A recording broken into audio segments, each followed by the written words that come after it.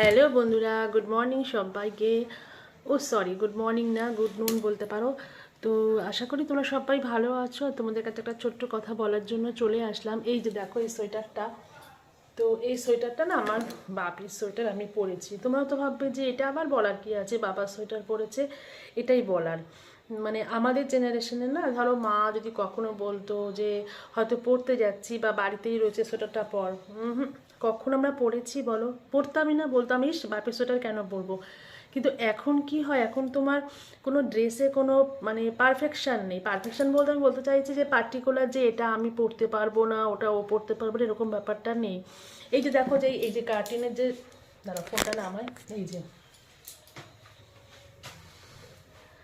এগুলো তো অ্যাকচুয়ালি আমরা জানতাম যেগুলো ছেলেদের সোয়েটার। মানে আমার বাপি তো এগুলো পরে অফিস যেত, কিন্তু বাপি যেহেতু ভুঁড়িটা বড় হয়ে গেছে, তো এই সোয়েটারগুলো বাপি এখন পরতেও চায় না।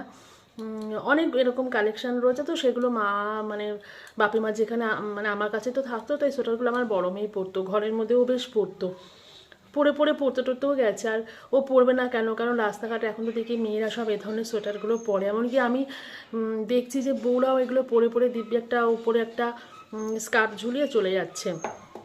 তো এটাই মানে বলার যে এখনকার দিনে না অনেক সুবিধা আছে, যে বাবার মানে হাজব্যান্ডের জিনিস তুমি নিজে পরে নিতে পারো, তোমার জিনিসও হাজব্যান্ড পরে নিচ্ছে, মানে সোয়েটার ফোয়েটার জ্যাকেট ফ্যাকেট এগুলো তো বেশ ভালো। আর আমাদের সময় যদি মা কখনো বলতো, এগুলো কিন্তু একদম পড়তাম না।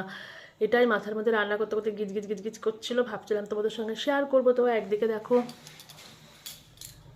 ভাত বসিয়েছি একদিকে, আর প্রেশার কুকারে মুগ ডাল সিদ্ধ বসিয়েছি, ভাবলাম এই সময়টা তোমাদের সঙ্গে একটু বক বক করে নিই। আর একটা কথা, সেটা হলো আর কোনো কথা নেই, চলে আসবে পরবর্তী ভিডিও, ততক্ষণের জন্য তোমরা অপেক্ষা করো। Tata, bye bye.